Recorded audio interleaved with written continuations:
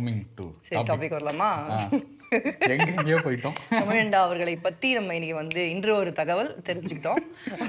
இன்று ஒரு தகவல் இல்ல, பல தகவல்கள் கொடுத்துருக்கேன்.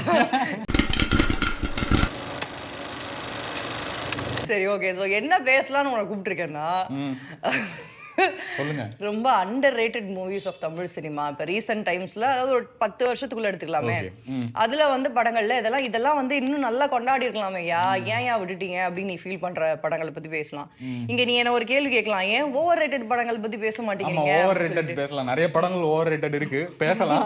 உன்னை அடிக்கடி கூப்பிடலாம் நினைக்கிறேன், அடி வாங்கி கொடுத்துட வேண்டாம்ல. உனக்காச்சும் 800K இருக்காங்க பார்த்தாக்கன்னு வச்சுக்கோ, அவ்வளவுதான். அதனால வந்து 2 பேரும் அடி வாங்கக்கூடாது, அசிங்கப்படக்கூடாது அப்படின்ற காரணத்தினால இன்னைக்கு நம்ம வந்து பொலைட்டா நீட்டா அப்ரிசியேட் பண்ணி, அதாவது என்ன சொல்ல, பாராட்டியே வந்து போட்டோம் அப்படின்றதுக்காக இது.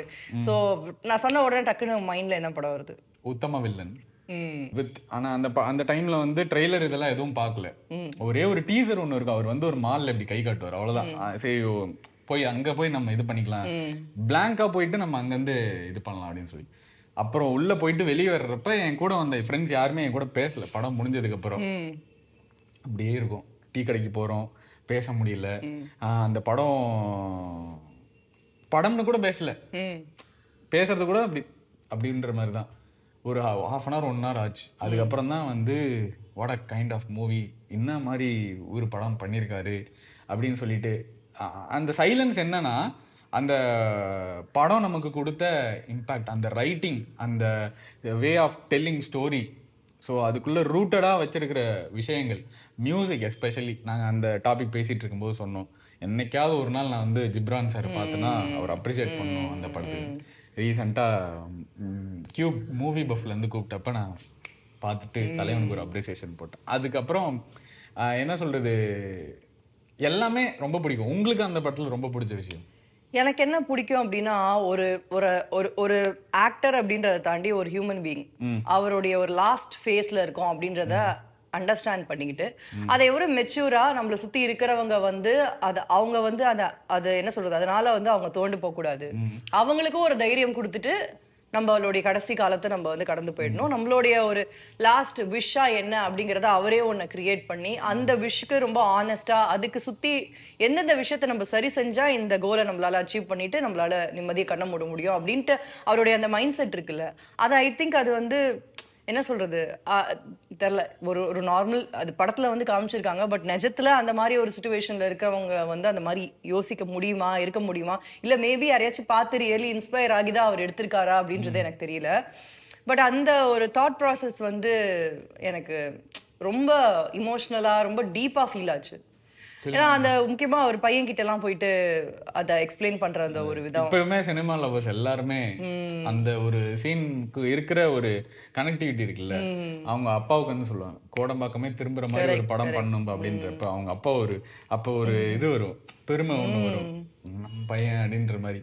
ஸோ அது நிறைய லைஃப்ல ஏதோ ஒரு விஷயம் நடக்குன்னா, ஓகே நடந்துருச்சு, அடுத்து என்ன, அதே மாதிரிதான் இதையும் அவரு அப்ரோச் பண்ணது. அடுத்தது என்ன, எனக்கு இதெல்லாம் செய்யணும், சரி இதெல்லாம் முடிக்கணும், என்னோட டைம் இவ்வளவுதான் இருக்கு, இதெல்லாம் பண்ணணும் அப்படின்ட்டு அவர் ஒவ்வொருத்தங்க கிட்டயும், எல்லாரும் வந்து அதுல ஷேட்டர்டா இருப்பாங்க, ஆனா அவர் ரொம்ப ஸ்ட்ராங்கா இமோஷனலாவும் அதை ஃபீல் பண்ணிக்கிட்டு, ஆனா அந்த ஒரு ஸ்ட்ரகிள் உள்ள இருந்தாலும் ஒரு ஏக்கம் இருக்கும், வாழணும்ன்ற ஒரு ஏக்கமும் அவர்கிட்ட இருக்கும். அதை கம்ப்ளீட்லி அக்செப்ட் பண்ணிக்கிட்ட மாதிரியும் ஒரு சில சீன்ஸ்ல இருக்காது, அது இருக்கும். இருந்தாலும் எல்லாரையும் வந்து அவர் தட்டி கொடுத்துட்டு இருப்பாரு. ஸோ அது வந்து ஐ திங்க் அஸ் அன் ஆக்டரா அவர் அந்த அளவுக்கு பெர்ஃபார்ம் பண்ணதுனால தான் நம்மளுக்கு அது ரீச் ஆச்சு. கேபி சார், ஏன்னா அந்த டைம்ல தான் கேபி சாரும் பாஸ். ஆமா ஆமா ஆமா. ஸோ எனக்குலாம் கேபி சார் வந்தாலே போதும் அப்படின்ற மாதிரியான, ஏன்னா இப்போ 1960s அவங்கலாம் படம் எடுக்கிறாங்க, அவங்களோட படங்கள் பார்த்து இன்ஸ்பயர் ஆகி டைரக்டர் ஆனவங்க நிறைய பேர் இருக்காங்க. இப்பவும் அவருடைய படங்கள் நமக்கு ஏதோ ஒரு விஷயங்கள்ல வந்து ரூட்டடா சொல்லி கொடுத்துட்டே இருக்கு. ஸோ அவரோட கடைசி படம்ன்றப்ப அப்படியே ஆப்போசிட்ல எல்லாமே எனக்கு நடக்கிற மாதிரி இருக்கும். ஸோ கமல்ஹாசன் சாருக்கு நடக்கிறது எல்லாமே எனக்கு அப்படியே கேபி சார் ஃபேனா இருக்கிறப்ப இந்த டைமென்ஷன்ல நான் வச்சு பார்த்தேன். அண்ட் அந்த படம் பாக்குறப்பெல்லாம் சவி மியூசிக் கேபி சார் அப்படின்னு நான் அடிக்கடி. எத்தனை லெஜெண்ட்ஸ் இருக்காங்களா அந்த படத்துல, ஆக்சுவலி திரும்பி பார்க்கும்போது லைக் ஒரு சீனுக்கும் ஒரு ஆனா பியூர்லி நல்லா ஆக்ட் பண்ணக்கூடிய பர்ஃபார்மன்ஸ் ஓரியன்டட் ஸ்கிரிப்ட், ரைட்டிங்ல அவ்வளவு ஸ்ட்ராங்கா இருக்கிற ஸ்கிரிப்ட். எவ்ரி என்ன சொல்ல, முன்ன என்ன நடக்குதோ அதுக்கான காரணம் பின்னவும் இருக்கு அப்படின்றத சொல்லிக்கிட்டே வருவாங்க. அந்த படம் வந்து பெருசா பெரிய அளவுக்கு கலெக்ட் பண்ணல அப்படின்றப்ப எனக்கு அது கொஞ்சம் சோகம் தான்.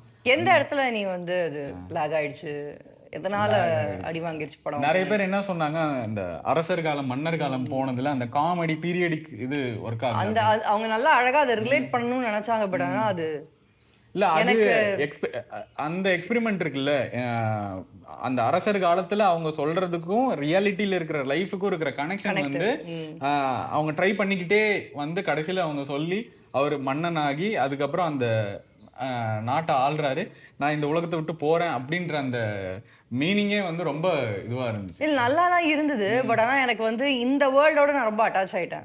அந்த கமல்ஹாசன் as an ஆக்டர், அந்த வேர்ல்டு, அவருடைய குரு, அவருடைய ஃபேமிலி, அந்த வேர்ல்டோட நான் அட்டாச் ஆயிட்டேன். ஸோ திடீர்னு என்னை வந்து கம்ப்ளீட்லி ஒரு டிஃப்ரெண்ட் வேர்ல்டுக்குள்ள அந்த கருத்து ஒன்றா இருந்தாலுமே அங்கே கூட்டிட்டு போயிட்டு இங்கே வந்த உடனே என்னால் அந்த ஷிஃப்ட்டை வந்து இமீடியட்லி அதை பண்ண முடியல. ஸோ அந்த இடத்துல எனக்கு வந்து படத்துல இருந்த ஒரு சில நல்ல விஷயங்களை வந்து கவனிக்க முடியாம போயிடுச்சோ, இன்னும் அதோட ரிலேட் பண்ணி அதோட டிராவல் பண்ண முடியாம போயிடுச்சு அப்படின்ற ஒரு ஃபீலிங் தான் இருந்தது. ஸோ அதுதான் ஆக்சுவலி ஒர்க் அவுட் ஆகல. இப்பவுமே அந்த படம் உத்தம வில்லன் நீங்க சொன்னீங்கன்னா அந்த சாகா வரம்ன்ற மேட்டர் தான். சாகா வரம் போல் ஒரு சோகம். நம்ம எல்லாருமே என்ன நினைப்போம், நம்ம வந்து இறக்கவே வேணாம், எப்படி இந்த லைஃப் அப்படியே போயிட்டோம். ஆனா அதுதான் ஒரு பெரிய சோகம்ன்றத ஒரு ரிஃப்ளெக்ஷனா அங்க காட்டுறப்ப ஓகே இதெல்லாம் இங்க இருக்கு, பிறப்பு இறப்பு இது எல்லாமே நடக்கும், வாழ்ந்துட்டு போயிட்டுருவோம், அப்படியே வாழ்ந்துட்டு அப்படியே நம்ம பாட்டுக்கு போயிடணும் அப்படின்னு. இப்படிப்பட்ட கருத்து இருக்கிற அந்த படத்தை நம்ம வந்து இன்னும் நிறைய அப்ரிஷியேட் பண்ணியிருக்கணும். நிறைய இப்போ அப்ரிஷியேட் பண்றாங்க. எனக்கு அந்த ஒரு விஷயம் ஓகே. இப்பெல்லாம் நிறைய ஓரளவுக்கு அந்த படத்துக்கான ரெகக்னைசேஷன் வருது. ஆனா ரிலீஸ் ஆன டைம்ல அந்த டைம்ல கிடைக்கல. ஸோ அந்த டைம்ல நம்ம அதை சொல்லணும்ல. மறுபடியும் எப்படி ரொம்ப அட்வான்ஸ்டா இருந்துச்சு அந்த படம். ரொம்ப நம்ம அந்த டைம் காலத்தை தாண்டின ஒரு யோசனை. இது உத்தம வில்லனை பத்தி முடிக்கிறதுக்கு முன்னாடி ஒரு பாட்டு ஐயா. பாடல்கள் அப்படின்னா நீங்கன்றதுனால இந்த படத்துல ஒரு பாட்டை வந்து மென்ஷன் பண்ணாம முடிக்க முடியாது. சிங்கிள் கிஸ்கே லவ்வா அப்படின்ற அந்த ஒரு கருத்துள்ள பாடல் பத்தி உங்களுடைய அபிப்பிராயம்? ஏன்னா நான் என்ன ஃபீல் பண்றேன்னா, படம் வந்து ஒரு ஜோன்ல போயிட்டு இருக்கோம், திடீர்னு அந்த பாட்டுல மட்டும் கமல் அவர்கள் வந்து ஒரு தமிழ் படத்தை காமிச்சிருப்பாரு. தமிழ் சினிமால இருக்கிற எல்லாரோடைய ஹீரோஸையுமே வந்து ரிஃப்ளெக்ட் பண்ணிருப்பாங்க. இதெல்லாம் அவங்களுடைய சாங்ல வந்து ட்ரேட்மார்க் ரியாக்ஷன்ஸ், டான்ஸ் ஸ்டெப்ஸ் அப்படின்னு சொல்லிட்டு அவர் வந்து காமிச்சிருப்பாரு. ஒரு ஆக்டரா ஒரு நல்ல டெஃபினேஷன் சொல்லணும்னா, அவர் வந்து ஒரு இடத்துல பல இடங்கள்ல வந்து அழுது இருக்கலாம், ஆனா அவர் அழமாட்டாரு. அந்த அழுகையை வந்து கட்டுப்படுத்தி கண்ட்ரோலிங். ஸோ அந்த எமோஷனை வந்து அங்க கேரி ஆன் பண்றாரு ஓகே அப்படின்னு. அதான் அது எந்த அளவுக்கு நமக்கு அழுக வரும் அந்த இடத்துல. ஸோ அங்கதான் வந்து ஹிஸ் ட்ரேட்மார்க் ஸ்டாண்ட்ஸ். இந்த படங்கள்லேயே பல இடங்கள்ல வந்து அது கேரி ஆன் ஆகிட்டே இருக்கும். அப்பா பையன்கிட்ட பேசுற ரோலா இருக்கட்டும், அவங்க பொண்ணை பாக்குறப்ப இது இருக்கட்டும், அந்த அவங்களுடைய லவ்வரை பற்றி எம்எஸ் பாஸ்கர் சார் லெட்டர் படிக்கிற சீனாக இருக்கட்டும். ஸோ இந்த மாதிரி கேபி சார் கூட அவர் பேசுகிற அந்த சில நேரம் கான்வர்சேஷன்ஸாக இருக்கட்டும். ஸோ இந்த மாதிரி நிறைய இடங்கள்ல வந்து அது வந்துட்டு போகும். ஆனால் அவர் கண்ட்ரோல் பண்ணி அந்த விஷயம் கொண்டு போனது இங்கே சூப்பர் இல்லை?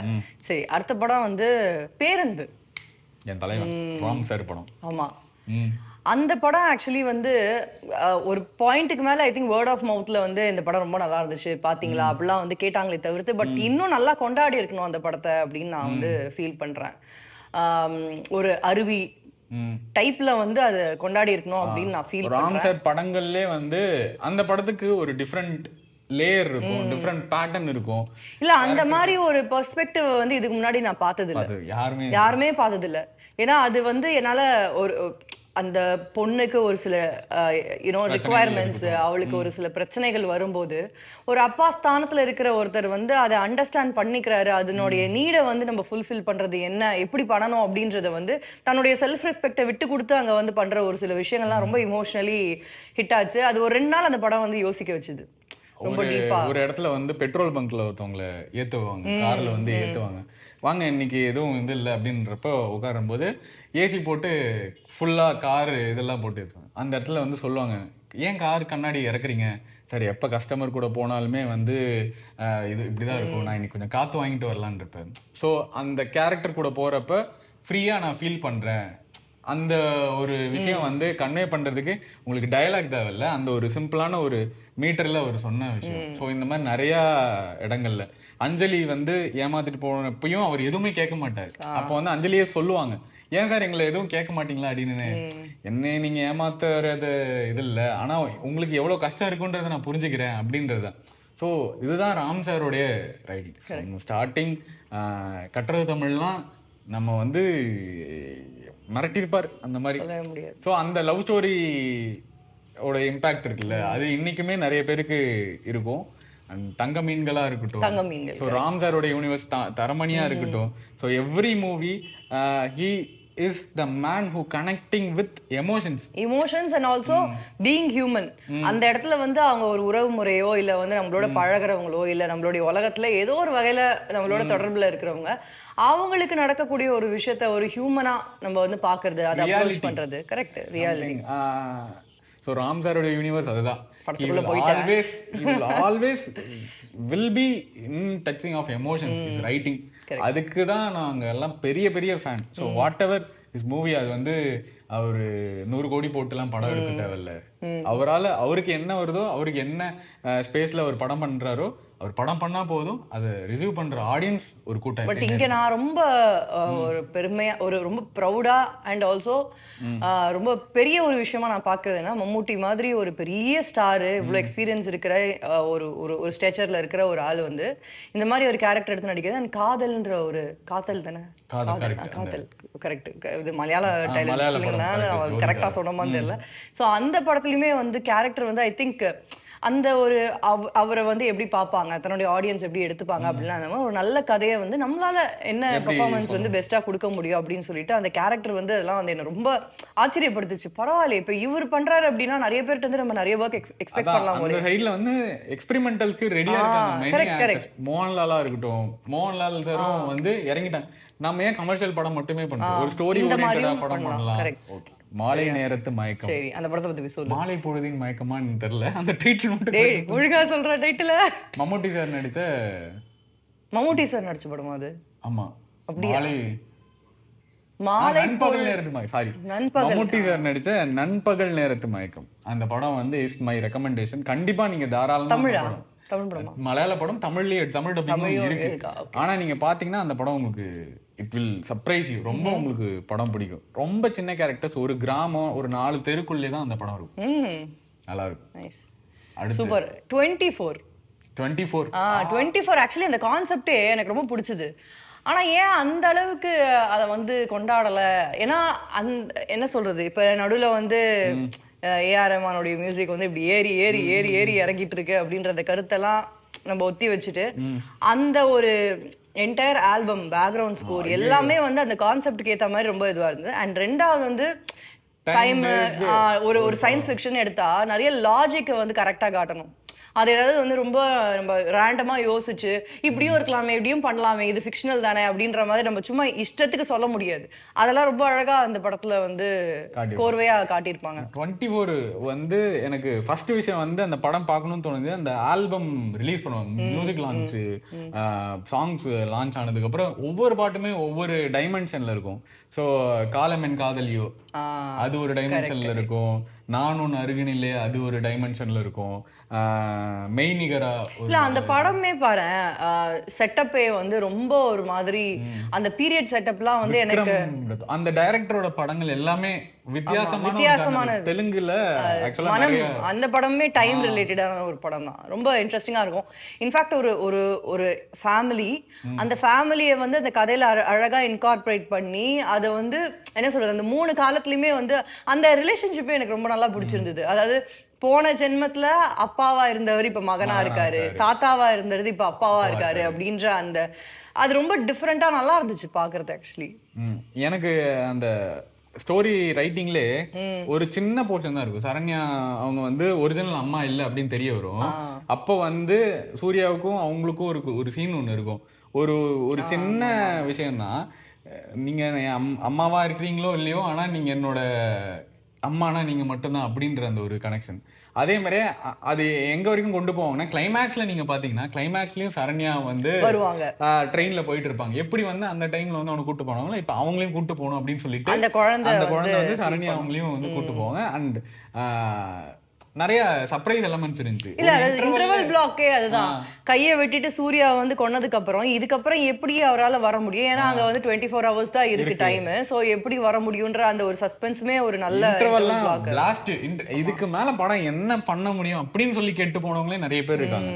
கஷ்டம். நிறைய படங்கள்ல வந்து ஃபெயிலியர் ஆக ஒரு காரணம் என்னன்னா, ஹீரோ பிரில்லியண்டா இருந்தா பத்தாது, வில்லனும் ஒரு பெரிய பிரில்லியண்டா இருந்தா தான் இவனையே இவன் சாய்க்கிற அளவுக்கு அவன் பெரிய ஆள்றா அப்படின்றத ஒத்துப்பாங்க. ஸோ அந்த மாதிரி 24ல வந்து அந்த வில்லன் கேரக்டர் இருக்குல்ல ஆத்ரேயா, அது வந்து ஃப்ரம் த ஸ்டார்ட் ஃபர்ஸ்ட் சீன்லயே அவங்க அதான் காட்டுவாங்க. இவனை வந்து ஒண்ணுமே பண்ண முடியாது, இவன் வந்து ஒரு முரடன், இவனுக்கு என்ன வேணுமோ அவன் அடைஞ்சே தீருவான் அப்படின்ற ஒரு வெறி கொண்டவன். படத்துக்குள்ளேயே எத்தனை பிளே இருக்குல்ல. ஃபர்ஸ்ட் வந்து சரி, இந்த பிளே நான் சொல்றதுக்கு முன்னாடி ஒரே ஒரு விஷயம் மட்டும் எனக்கு ஃபோர்ஸ் ஃபிட்டா தெரிஞ்சது. என்னன்னா, கரெக்டா இத்தனை வருஷம் கழிச்சு மகன் சூர்யா கையில வந்து அந்த கீ, ஐ மீன் அந்த வாட்ச் வந்து கிடைக்கிற அந்த ஒரு விஷயம். பட் அதை தவிர்த்து வேற வழி இல்ல, அதை செட் பண்ணாதான் அடுத்தடுத்து வர விஷயங்களை வந்து கேரி ஆன் பண்ண முடியும் அப்படின்றதுனால ஓகே தான். பட் ஆனா வந்து எத்தனை பிளே இருக்கு பாரு. ஃபர்ஸ்ட் வந்து அந்த வாட்ச் வந்து என்ன ஏதுன்னு கண்டுபிடிக்கிறாரு ஹீரோ. அதுக்கப்புறம் கண்டுபிடிச்சதுக்கு அப்புறம் வில்லன் யாருன்னே தெரியாம அதை யூஸ் பண்ணிட்டு இருக்காரு. வில்லன் யாருன்னு தெரிஞ்சதுக்கு அப்புறமா ஒரு கான்ஃபிளிக்ட் வருது. வில்லன் வந்து தன்னை ஏமாத்துறாருன்னு தெரியாமலே அவருடைய ட்ராப்ல ஹீரோ வந்து விழுறாரு. அப்புறம் அதை கண்டுபிடிக்கிறாரு. வில்லன் வந்து வேஷம் போடுறான். அது இதுன்னு சொல்லிட்டு இது படம் வந்து எண்டு வரைக்கும் அடுத்தடுத்துன்னு ஏதோ ஒரு விஷயம் நம்மள நகர்த்தி கூட்டிட்டே போகுது இல்ல. இதுக்கு நடுவுல வந்து உங்களை மாதிரி இளைஞர்களுக்கு வந்து பிடிச்ச சமந்தா வேற சூர்யா சமந்தா காம்பினேஷனே சில ஃப்ரேம்ஸ்லாம் ரொம்ப அழகா இருக்கும். ஸோ நான் அருகினிலே அந்த பாட்டு இருக்கு இல்லையா, அது கம்போசிங்கே ஒரு மேஜிக். ஏன்னா எவ்ரி டைம் ரஹ்மான் சார் வந்து கம்போஸ் பண்றதுக்கு முன்னாடி ஏதாவது புக்கை பார்த்து ஏதாவது ரெஃபரன்ஸ் இது எடுப்பாரு. ஸோ அந்த மாதிரி காலைல ஒரு புக்கை பார்த்து ரெஃபரன்ஸ் எடுத்துட்டு வெயிட் பண்றாரு. டியூனோட மதன் கார்கி வந்து எழுதுறாரு இந்த கடவுள் பத்தி, நான் உன் அருகினிலே தெய்வம் உணர்கிறேன் அப்படின்னு உடனே ஹே ஹவு டிட் யூ நோ எப்படி அப்படின்றப்ப சும்மா டியூனுக்கு வந்தது. காலைல நான் இது ரிலேட்டடாக ஒரு புக்கில் இது படித்தேன் அப்படின்றப்ப அந்த பாட்டை அவர் ரொம்ப பிடிச்சி இறங்கி வளர்ந்தாங்க. அதே மாதிரி இது வரைக்கும் எந்த ஹீரோவுக்கும் டைம் வச்சு ஓப்பனிங் சாங்கோ இல்லை பில்டப் சாங்கோ எதுவுமே எழுதுனது கிடையாது. அந்த பீரியட் டைம் அப்பாவுடைய அந்த பிரச்சனைகள்லாம் நடக்கிற அந்த சீக்வன்ஸ்லாம் பார்க்கும்போது எனக்கு ஏதோ காமிக்ஸ் பார்க்குற மாதிரி தான் இருந்தது. அந்த பிக்சரைசேஷன் அவ்வளோ நல்லா இருந்தது. ஒரு ஹில் ஸ்டேஷன், அங்கே வந்து ஒரு பழங்காலத்து பிரிட்டிஷ் டைப் ஆஃப் ஒரு அழகா இருக்கும் அந்த படத்துல. நிறைய அந்த நான் என் அருகினிலே, நான் உன் அருகினிலே, அப்புறம் அந்த இந்த பாட்டுக்கு காலமென் காலையும் அந்த இது எல்லாமே நல்லா இருக்கும். அந்த ஸ்டாப் மோஷனுக்கு ஏத்த மாதிரி நிக்க வச்சு விஎஃப்எக்ஸ் வேலையா இருக்கட்டும். அப்பதான் அந்த ரெயின் அந்த நிக்கிற அந்த சீன் இருக்கும். அதுக்கு ஆக்சுவலா சைலண்டா இருக்கும், எந்த ஒரு இதுவுமே இருக்காது. ஸோ இப்போ மழை பெய்ய போகுது அப்படின்றப்ப சரி இதை வச்சு எக்ஸ்பெரிமெண்ட் பண்ணலாம், கரெக்டா இப்படி கிளாக்கை டச் பண்ணுவாரு, அப்படியே நிற்கும். ஃபர்ஸ்ட் டைம் வந்து எல்லாருமே அப்படி ஒன்று எக்ஸ்பீரியன்ஸ் பண்றாங்க. தூரெல்லாம் நின்னா எப்படி இருக்கும் அப்படின்னு பாரு. ஸோ அதெல்லாம் ரொம்ப அழகான ஒரு 2.5 to 2:45 minutes அந்த படம்.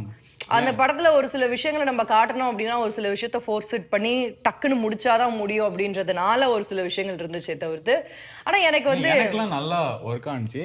என்ன எனக்கு புரியலன்னா, நிறைய பேருக்கு இரிட்டேட் ஆனது அந்த டயலாக். வாட்ச் மெக்கானிக் அந்த டயலாக். அந்த இடங்கள்ல மட்டும் கிரேசி மோகன் சார் இருந்தாருன்னா காப்பாத்திட்டாரு. அந்த இடத்துல ஏதோ ஒரு காமெடி பண்ணணும் இல்ல ஒரு மாச கிளப்பணும்னு சொல்லிட்டு ட்ரை பண்ணது ஒர்க் அவுட் ஆகல. பட் மத்தபடி ஸ்டோரி வைஸ் அந்த படம் ஐ ஃபீல் லைக் இன்னும் நல்லா பர்ஃபார்ம் ஆகியிருக்க வேண்டிய ஒரு படம். அடுத்த படம் is my favourite. And recent டைம்ல இந்த படத்தை வச்சு ஹாலிவுட் படம்லாம் வந்திருக்கு ரெஃபரன்ஸா. கடைசி விவசாயி. ஆமா, actually I am a person living in village. எனக்கு வந்து மணிகண்டன் சார் வந்து காக்கா முட்டை படம் அப்போ வந்து எங்க காலேஜ்க்கு சீஃப் கெஸ்டா வந்தார். ஸோ அவருக்கு நான் தான் வந்து கெஸ்ட் கோஆர்டினேட்டர். நான் தான் அவரை கூப்பிட்டு போய் சாப்பிட வைக்கிறது இதெல்லாம் பண்ணிட்டேன். ஸோ அப்போ போறப்ப அவர் நிறைய சின்னதாக சொல்லுவார், எங்கள் ஊரில் கூட இதெல்லாம் நல்லா இருக்கும், இதெல்லாம் நல்லா இருக்கும். அப்போ வந்து ரொம்ப ஆசையாச்சு இந்த மனுஷன் கூட ஏதாவது ஒரு நாள் கிடைச்சதுன்னா பேசணும், இது பண்ணணும் அப்படின்னு. ஸோ நம்ம அப்போ கூப்பிட்டு போகிறது இதில் அப்பயே வந்து நல்ல இதுவாக இருந்துச்சு. ஸோ அவர் வந்து இப்போ காக்கா முட்டை டைமில் இதெல்லாம் சொன்னார். நான் அடுத்து இன்னும் நிறைய படங்கள்லாம் பண்ணுவேன், அது இன்னும் உங்களுக்கு பெரிய இம்பேக்டாக இருக்கும். ஸோ காக்கா முட்டை இஸ் ஜஸ்ட் எ ட்ரெய்லர். ஆனால் இதுக்கு மேலே நான் உருவாக்க போகிற எல்லா படங்களுமே உங்களுக்கு ரொம்ப பிடிக்கும், நீங்கள் ரொம்ப அதை விரும்புவீங்க அப்படின்னு சொன்னாங்க. ஸோ கடைசி விவசாயி அவர் பண்ணுறப்ப நான் வந்து எங்கள் ஊரில் தேட்டரில் பார்த்தேன். எங்கள் ஊரில் வந்து செங்குந்தர் தேட்டர்னு ஒன்று இருக்கு. ஸோ ரொம்ப பழங்காலத்து தேட்டர், கிட்டத்தட்ட ஒரு 50-60 வருஷத்துக்கு மேலே அந்த தேட்டர் இருக்கு. அந்த தேட்டரில் வந்து பார்க்குறப்ப ரொம்ப கம்மியான ஆடியன்ஸ், எனக்கு ஒரு 8 பேர் 7 பேர். அந்த 7 பேருமே நாங்கள் கனெக்டட் ஆகிட்டோம். ஒரு இடத்துல இருந்தாங்க. செகண்ட் ஹாஃப் வர்றப்ப நாங்கள் எல்லாரும் ஒன்றா உட்காந்து இந்த படம் பார்க்கலாம் அப்படின்றப்ப அந்த நல்லாண்டி தாத்தா வந்து எங்கள் ஊரில் இருக்கிற ஒரு தாத்தா. அப்படியா? ஆமா, எங்க ஊர்ல அப்படியே இருக்கிற மாதிரி ஒரு தாத்தா. ஸோ அந்த தாத்தா மாதிரி இப்பவுமே நீங்க கிராமங்கள்ல போனீங்கன்னா ஒரு தாத்தா இருப்பாரு. விவசாயம் பண்றது எப்படின்னு சொல்லி கொடுப்பாரு. எந்த ஒரு வஞ்சகமும் எந்த ஒரு வில்லத்தனமும் இல்லாத ஒரு தாத்தா. யார் எது கேட்டாலும் கொடுக்குற ஒரு தாத்தா. ஸோ அந்த தாத்தா வீட்டுக்கு போனாலே சந்தோஷமா இருக்கும்னு ஃபீல் பண்ற ஒரு விஷயம். So you are character living. நீங்க வந்து ஒரு மூணாவது ஒரு ஆள் உட்காந்து அந்த கிராமத்துக்குள்ள இருக்கிறீங்க. கிராமத்துல இப்படிலாம் நடக்குது. அந்த தாத்தாவை என்னெல்லாம் கொடுமை பண்றாங்க. அதை விட அந்த தாத்தா வந்து அந்த சீன்ல உட்காந்துருப்பார் கிளைமேக்ஸ்ல அந்த ஜட்ஜம்மா கூப்பிடுறதுக்கு முன்னாடி. அவரு மட்டும் அந்த சீன்ல எந்திரிக்கலன்னு வச்சுங்களேன், நான்லாம் அப்படி இங்க கண்ணு தண்ணி வந்து இங்க நிக்குது.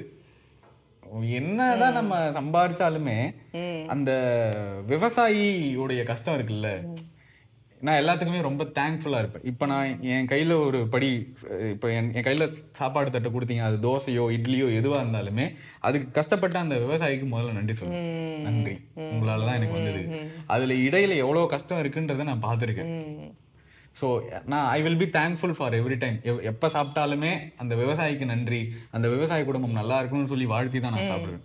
ஸோ எனக்கு அந்த மாதிரி வந்து இந்த படம் பார்த்ததுக்கு அப்புறம் என்னுடைய ஃபைனல் விஷயம் விஜய் சேதுபதியோட ரோல் பத்தி என்ன? விஜய் சேதுபதி ரோல் நாமளுமே நிறைய பேர் லைஃப்ல கடந்து வந்திருப்போம்.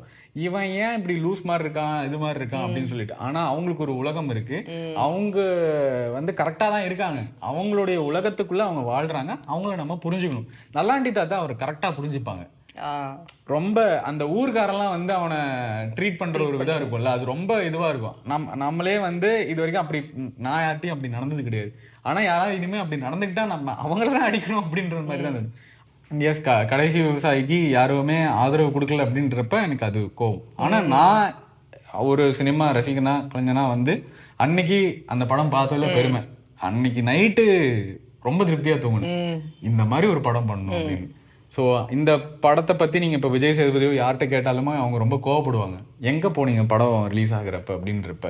அந்த கோவம் ரொம்ப நியாயமானது. நம்ம அந்த மாதிரியான படங்கள் வரணும்னா அப்போ அவங்களுக்கு ஆக்சுவலி வந்து எல்லா படத்தையுமே அது ஒரு ஜஸ்ட் ஒரு என்டர்டெயின்மெண்ட். இந்த படம் வந்து கொஞ்சம் ஸ்லோவாக தான் போகும். சொல்ல வர்ற விஷயங்களை வந்து அழுத்தமா திருத்தமா ரொம்ப பொறுமையா வந்து நம்மளுக்கு கன்வே பண்ண ட்ரை பண்ண ஒரு படம். பட் ஆனால் அதை வந்து ஒரு என்டர்டெயின்மெண்ட் பாயிண்ட் ஆஃப் வியூவில் பார்க்கும்போது அடுத்தடுத்து ஸ்பீடாக போக மாட்டேங்குது.